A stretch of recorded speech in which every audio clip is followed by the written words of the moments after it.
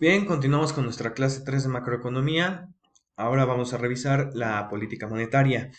Comenzamos esta clase con esta frase que dice Why we can't just print or wait after all, que hace referencia a cuando decíamos de niños, ¿por qué no imprimimos dinero y se lo entregamos a la gente y así todos somos ricos?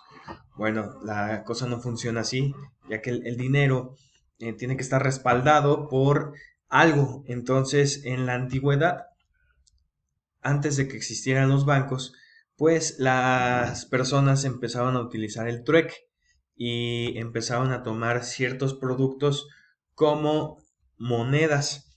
En un tiempo fue el cacao, en otro fue la sal, en otro tiempo fue cabezas de ganado, pero el problema de esto era que era difícil dividir, sobre todo cuando teníamos, por ejemplo, cabezas de ganado. Tú vas al mercado, llevas tu cabeza de ganado y quieres comprar simplemente un kilo de tortillas, o bueno, en aquel tiempo cualquier producto. Era difícil dividir este tipo de cosas. Entonces, eventualmente se cambió por el oro y cuando se manejaba el oro, pues era frecuente los asaltos o también que el oro al estar en las bolsas se desgastaba y perdía valor. Entonces a alguien se le ocurrió decir, bueno, déjame tú aquí el oro en esta casa y yo te doy un vale por 100 por 100 quilates o por 100. Entonces tenemos aquí el, bueno, no se alcanza a ver ahí, pero tenemos lo que así nacen los billetes, que realmente el billete por sí solo no vale nada, sino lo que valía era su respaldo en oro que estaba guardado en bóvedas, que en la actualidad pues serían los bancos. Por muchos años se manejó este tipo de dinámica hasta que cambiaron el patrón oro por el patrón petróleo en algunos países o en el caso de México por la producción de bienes y servicios, que es que respalda la moneda en los países. Puede ser petróleo o puede ser el Producto Interno Bruto. Entonces, esa es una historia muy rápida de la historia del dinero, pero pues a lo que queremos llegar es el dinero tiene un respaldo. Entonces, el dinero no vale nada por sí mismo, sino por lo que hay detrás de él. Por eso no se puede imprimir simplemente monedas y billetes así para que todos seamos ricos. Pero bien, política monetaria. ¿Por qué es necesaria esta política? Tenemos que para los gobiernos, pues resulta imposible controlar directamente los precios de todos los productos y servicios que hay en una economía. Entonces, para poder mantener cierta estabilidad en los precios, los bancos centrales van a definir un conjunto de acciones o instrumentos que les van a ayudar a influir en esos precios de manera indirecta. Y estas acciones las vamos a conocer como política monetaria. ¿Qué objetivos tiene la política monetaria? Principalmente dos. El primero es la estabilidad de precios, es decir, que no haya inflación o que sea una inflación en un rango controlado. ¿Y esto qué es? Pues es mantener la inflación en los niveles controlados. Una inflación estable nos va a facilitar la toma de decisiones económicas y preserva el poder adquisitivo de la moneda. Hay países que tienen inflación del 30%, del 100%, y aún así se puede decir que es una economía, pues a lo mejor sí dañada, pero todavía puede operar. Pero ha habido situaciones, eventos históricos en donde la inflación sobrepasa el 1000%, 10.000%. Entonces, en este tipo de economías, pues ya no hay una estabilidad, ya no hay una razón de ser de los precios, ya no hay algo que sustente el dinero. Entonces, pues evidentemente estas economías colapsan. Por eso los gobiernos se preocupan mucho por mantener la inflación controlada a través de la política monetaria. Otro de los objetivos de la política monetaria es el pleno empleo. Buscan mantener un nivel de empleo cercano al máximo posible sin generar presiones inflacionarias. Pregunta para la clase. ¿Por qué generar empleo me puede generar inflación?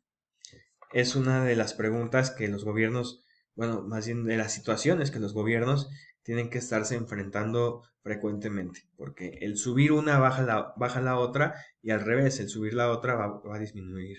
Entonces, les comentaba en alguna clase, es como una balanza que tenemos que mantener equilibrada porque ni es bueno tener la inflación controlada pero con un montón de desempleo o tener el pleno empleo pero con niveles inflacionarios altísimos. Entonces, la política monetaria busca una balanza entre estos dos, el pleno empleo y la estabilidad de precios.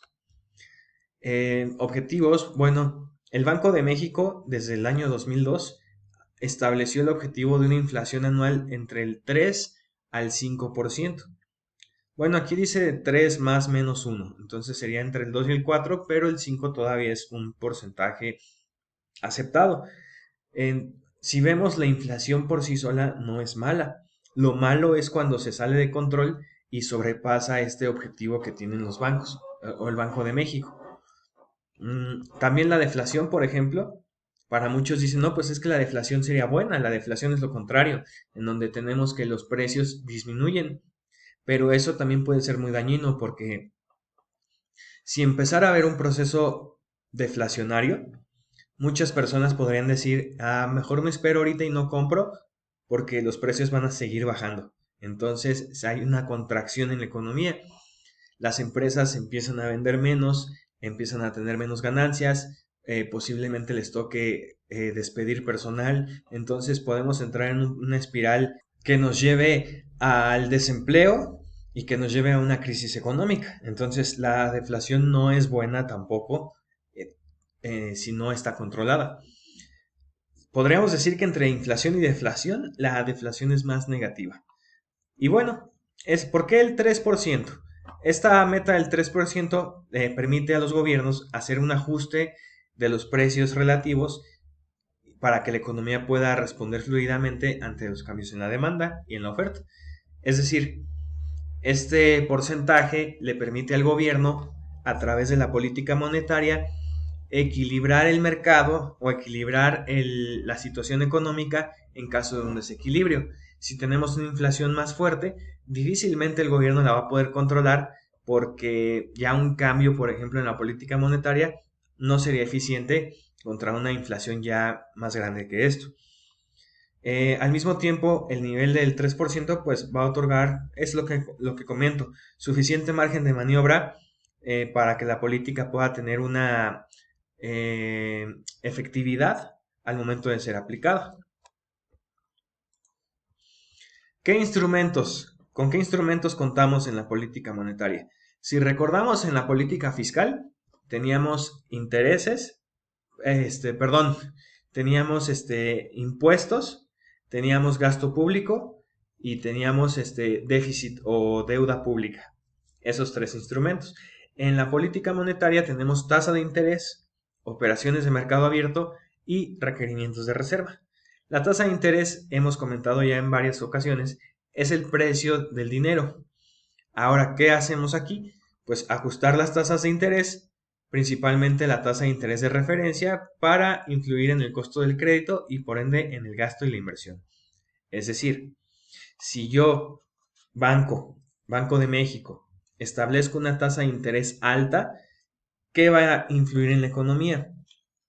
Pues si yo quiero pedir prestado para hacer una inversión, como la tasa de interés es alta, me va a costar mucho, entonces no me conviene. Por lo tanto, me va a convenir ahorrar mi dinero, ya que la tasa de interés, al ser elevada, significa que si yo ahorro dinero, me van a dar más dinero por ese dinero ahorrado. Por el contrario, si el gobierno quiere incentivar la inversión, el empleo, va a poner tasas de interés bajas. De esta manera, los empresarios van a verse incentivados a pedir préstamos a bajas tasas de interés para poder invertir su dinero. Y el dinero que tienen en el banco, como les está dando menos dinero por guardarlo, pues les conviene más invertirlo. Entonces, de esta manera, a través de la política monetaria, podemos modificar las tasas de interés y afectar la economía. Operaciones de mercado abierto se refiere a compra o venta de activos financieros por parte del Banco Central para afectar la oferta de dinero.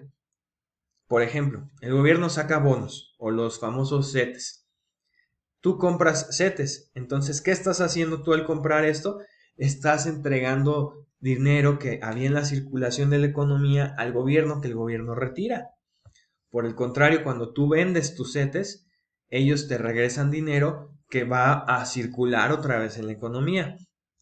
Entonces, en las operaciones de mercado abierto, los bancos centrales hacen una gran compra o venta de estos activos financieros, afectando la cantidad de masa monetaria que hay en circulación. Recuerden que todo es oferta y demanda. Entonces, por ejemplo, entre más dinero hay en circulación, ¿qué va a pasar con su precio o con su valor? Va a ser menor. Y por el contrario, entre menos dinero haya, su valor va a subir. Por eso, el sacar o meter dinero en la economía tiene un impacto en su precio y por lo tanto en la inversión en el ahorro. Y en la inversión en el ahorro. Ahora, los requerimientos de reserva. El Banco Central, cuando tú vas a tu banco a guardar dinero, tu banco no guarda ese dinero nada más, lo mete a inversiones, lo pone a trabajar, pero el Banco Central le determina a tu banco un porcentaje que deben dejar ellos de reserva para poder entregar el dinero a todo aquel que vaya a solicitarlo.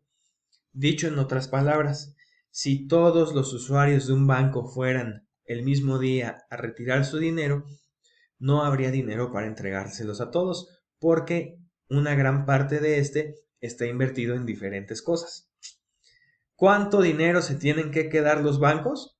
Eso lo determina el Banco Central a través del requerimiento de reserva. Entonces, si el Banco Central quiere afectar la economía, la cantidad de dinero que hay en circulación, simplemente va a modificar este requerimiento de reserva a que sea mayor o menor y por ende afectar la masa monetaria. Yo sé que este tema es un poquito complicado, pero me gustaría que analizaran bien lo que están viendo, apunten sus preguntas y las comentamos al momento de tener nuestra sesión. La tasa de interés, bueno, como mencionábamos, el Banco de México no puede influir directamente sobre los precios, pero para ello pues tiene la tasa de interés. Esto ya lo acabamos de explicar. Ahora, política monetaria expansiva y contractiva. La expansiva son las bajas tasas de interés. ¿Por qué expansiva? Porque cuando tú bajas la tasa, como expliqué, vas a fomentar la inversión y el país va a crecer, vamos a expander. Entonces, ¿qué busca este tipo de política? Estimular la actividad económica, reduciendo el costo del crédito y fomentando el gasto en la inversión. ¿Qué implicaciones tiene la política monetaria expansiva? Pueden aumentar el riesgo de inflación, pero en momentos de crisis o recesión, pues se considera esencial para revitalizar la economía. O sea, si estamos en la curva del ciclo económico, en la parte de recesión, o sea, estamos mal, pues nos conviene como gobierno meter una tasa de interés baja, es decir, una política monetaria expansiva, para fomentar la inversión y que la gente se recupere. Por el contrario, si estamos viendo que estamos en un auge, a todo el mundo le va bien, pero hay inflación, pues me conviene una política monetaria contractiva en donde yo subo la tasa de interés para encarecer el crédito y desincentivar el gasto. De esta manera se desacelera la economía y reducimos la presión inflacionaria. Repito, si tienen alguna duda, apúntenlas y las comentamos en la clase. Hasta ahorita es todo lo que tenemos de política monetaria y nos vemos en la sesión de preguntas y respuestas.